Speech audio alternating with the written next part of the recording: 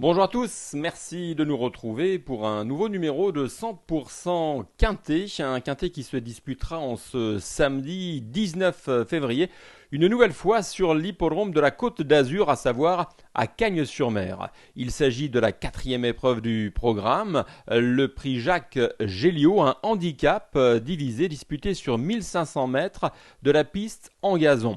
Ils seront 16 au départ et sachez qu'il a plu ces derniers jours sur la Côte d'Azur. C'est rare car il a vraiment fait très beau depuis le début du meeting. Aucune précipitation et là une belle averse qui a donc assoupli les pistes et le terrain était lourd ces derniers jours sur l'hippodrome de Cagnes-sur-Mer. Alors certes, il risque de sécher quelque peu, mais il sera tout de même lourd, voire collant si le Mistral venait à souffler. En tout cas, voilà les conditions techniques de cet événement et nous allons tout de suite ensemble regarder le tableau des participants.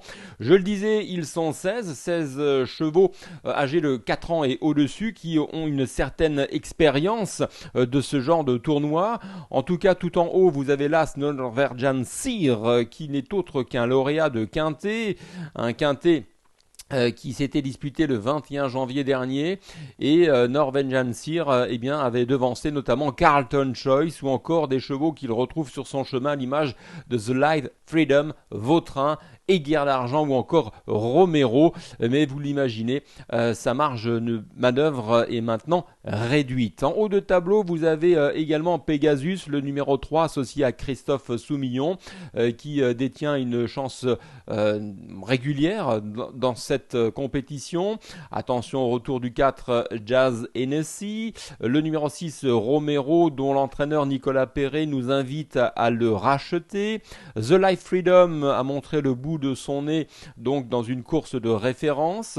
On parle beaucoup du 8 Gold Captain simplement parce qu'il a enregistré une très bonne valeur en dernier lieu face à des chevaux de qualité. Le 9, c'est Aiguerre d'Argent. Pareil, c'est un cheval qui, certes, nous a laissé sur notre faim lors de ses dernières tentatives, mais qu'il ne faut pas oublier trop rapidement. On en parlera dans quelques instants au cours de notre analyse. Le numéro 10, Closter, risque d'être le favori. En tout cas, c'est le favori de la presse généralisée, notamment de Paris Turf, tout simplement parce que c'est un cheval en devenir et qui reste sur un succès assez plaisant. Il s'était imposé avec de la marge sur la Côte d'Azur, donc on s'attend à une confirmation. On va en parler dans quelques instants. Deuxième partie du tableau des participants avec le numéro 11 Pizzorno qui est en forme, restant sur une victoire. Le 12 Innovateur, l'entraînement de Nicolas Collery. Nicolas Collery d'ailleurs que vous retrouvez dans notre journal de Paris Turf que vous avez acheté ce vendredi. Il fait la une, Nicolas Collery, et il explique les raisons pour lesquelles il aime venir chaque année sur l'hippodrome de Cagnes-sur-Mer, même si c'est vrai, entre parenthèses, les frais sont élevés, mais en tout cas ces chevaux sont en forme, sont en regain de forme et il nous invite à les suivre de très près, que ce soit à Cagnes ou pour la rentrée parisienne. Voilà, donc n'hésitez pas à acheter Paris Turf. Le numéro 13, Carlton Choice, c'est un cheval d'expérience qui reste également sur une victoire. C'est un outsider sympa. Le 14, Chopval, belle note dernièrement, mais sur PSF. Vautrin, cheval qui en bas de tableau suscite un certain intérêt. Il est en regain de forme, c'est très amusant. Et puis le 16, Freeboard, qui quant à lui semble être rangé parmi les outsiders. Mais vous l'imaginez, c'est un quintet une nouvelle fois qui s'annonce particulièrement ouvert. Voilà donc pour la présentation des forces en présence. Nous allons désormais attaquer l'analyse du quintet.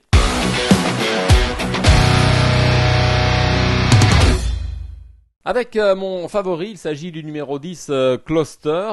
Pas de surprise, c'est un cheval qui est assez plébiscité par Paris Turf, par mes confrères de la presse, tout simplement parce que, je le disais, en préambule, ce cheval entraîné par Édouard Montfort, associé à Stéphane Pasquier, avait montré déjà une certaine classe l'an passé, où d'ailleurs il avait espacé ses sorties. Il tournait autour du pot et puis, après plusieurs mois d'absence et de repos surtout, il est venu à Cagnes le 21 janvier dernier et il s'est imposé dans la deuxième épreuve du handicap divisé sur le parcours qui nous intéresse dans une piste très souple. Son entraîneur nous a déclaré qu'il avait bien récupéré de ses efforts. Certes, une pénalité au poids, par définition, va réduire sa marge de manœuvre, mais je le disais, il semble avoir une certaine marge, et la facilité avec laquelle il s'est imposé en dernier lieu lui donne l'opportunité de remporter un gros handicap, parce qu'il est parti du bas de l'échelle, il est en progrès, et donc il se retrouve au départ de cet événement en valeur 35, donc il reçoit encore du poids de certains adversaires qui eux n'ont pas trop de marge. Donc voilà, en résumé, on s'attend à ce qu'il répète. Alors s'il venait à gagner, tant mieux pour son entourage, tant mieux pour ses supporters. Ça a l'air d'être une base assez solide dans les 5 premiers. Donc s'il ne gagne pas, en tout cas on l'attend parmi les 5 premiers de ce quintet, donc c'est une bonne base. J'enchaîne avec le numéro 9, Aiguerre d'Argent, qu'il ne faut évidemment pas condamner, je le disais. Didier Pronome nous a précisé que cette fois-ci, eh bien, il serait muni d'une paire de peaux de mouton, et c'est important puisque lorsqu'il a cet ustensile, eh bien il court bien. Il ne faut pas le condamner sur sa dernière contre-perf, parce qu'on l'avait rallongé 2150 mètres, ça s'est avéré un petit peu long. Il a perdu une livre sur l'échelle des valeurs. Jugeons-le sur ce qu'il avait montré précédemment, et si il répète sa valeur, eh bien il est susceptible de remporter, pourquoi pas, un quintet, soit ce samedi sur l'hippodrome de Cagnes-sur-Mer, soit très prochainement, car on connaît sa qualité.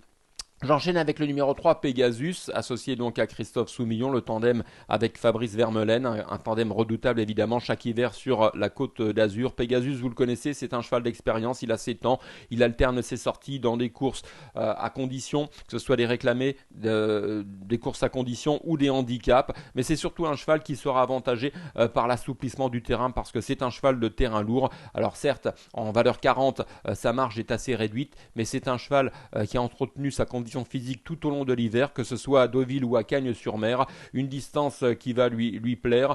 Donc voilà, je trouve qu'il a beaucoup d'atouts dans son jeu, et je ne serais pas surpris de le voir disputer des premières places, tout simplement parce qu'il aura son terrain. J'enchaîne avec le 15, Vautrin.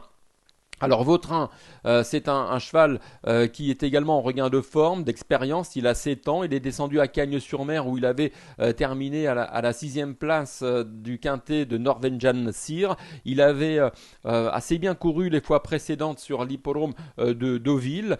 C'est un cheval qui a encore une toute petite marche sur l'échelle des valeurs. Il se retrouve en bas de tableau, c'est un avantage. C'est un cheval qui réussit aussi bien sur les pistes en sable que sur le gazon. L'assouplissement du terrain ne va pas le déranger, donc je trouve qu'il a beaucoup d'atouts dans son jeu.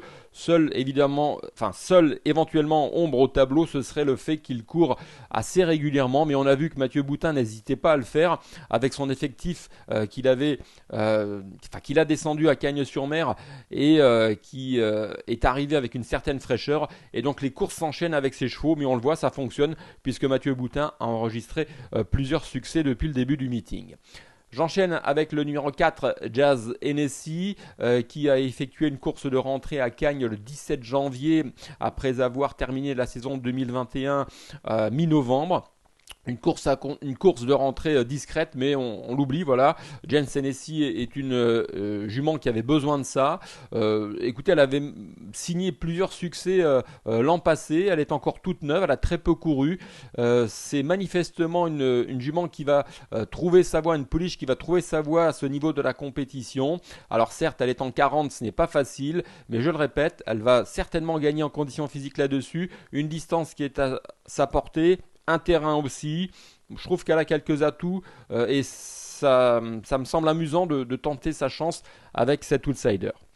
J'enchaîne désormais avec le numéro 11, Pizzorno, qui reste sur une victoire. Son entraîneur Gianluca Bietolini est confiant parce que son cheval est au top. Donc on ne va pas être plus royaliste que le roi. On lui fera confiance, d'autant que distance, terrain sont pour lui plaire. Et même si évidemment, en valeur 34,5, sa marge est quelque peu réduite, mais ce n'est pas impossible, loin de là. Le numéro 6, Romero, autre outsider entre guillemets que j'ai envie de tenter, tout simplement parce qu'il a déçu pour sa première course à Cagnes-sur-Mer dans le quintet référence de Norwegian Seer datant du 21 janvier. Ce jour-là, il a complètement craqué, mais voilà, il n'a pas fait sa valeur. D'ailleurs, c'est ce que nous dit Nicolas Perret dans les colonnes de Paris Turf. Il faut oublier cette contre-performance.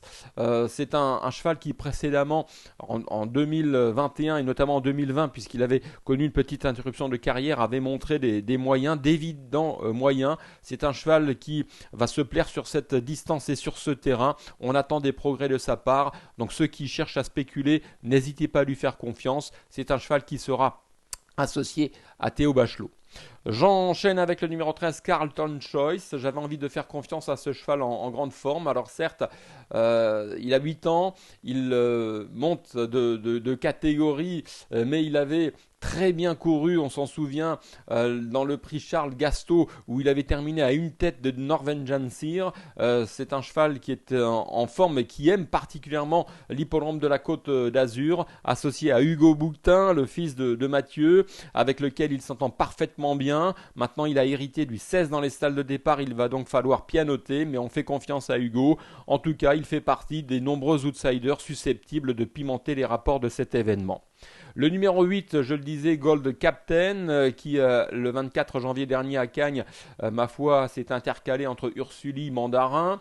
Bon voilà, c'est un cheval qui apparemment a ce poids, a sa chance.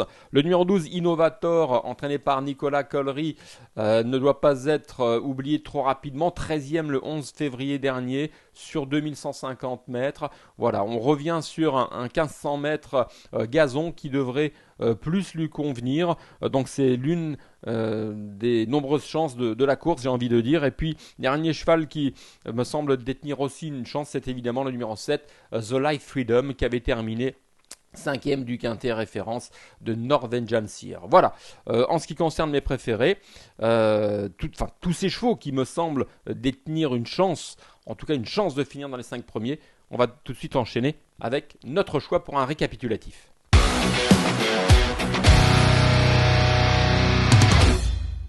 Alors mon choix pour le quintet de ce samedi à Cagnes-sur-Mer, eh bien le numéro 10 Closter, favori logique, suivi du numéro 9 Aiguière d'Argent, muni cette fois-ci de peau de mouton. Le numéro 3 c'est Pegasus, il aura son terrain, c'est important. Celui-ci c'est d'ailleurs alourdi. Le numéro 15 c'est Vautrin, en bas de tableau il tourne autour du pot, on l'a vu, donc c'est au papier en tout cas un engagement assez favorable le concernant. Et le numéro 4, Jess Hennessy, l'un des favoris de la course, car cette jument avait dévoilé un certain potentiel et elle devrait monter en puissance au fur et à mesure de ses courses. Donc pourquoi pas dès ce samedi à Cagnes. N'oubliez pas que vous pouvez parfaire l'analyse de ce quintet ainsi que de toutes les courses du jour sur notre site, nouveau site, paris-turf.com, où vous pourrez également vivre en direct les courses grâce à notre live. On se quitte sur un conseil de jeu, toujours à Cagnes en Réunion 1, dans la 5e épreuve du programme où je ferai confiance à un cheval entraîné par Nicolas Collery. Il s'agit du 508 Turania qui affectionne particulièrement l'hippodrome de Cagnes, qui est en regain de forme. Nicolas Collery nous l'a confirmé, c'est un bon engagement le concernant et on s'attend à ce qu'il dispute les premières places. Donc le 508 Turania. Voilà, vous savez tout, merci de votre attention, merci de votre fidélité à notre émission 100% Quintet et on se retrouve dès demain pour un nouveau numéro. Bye bye.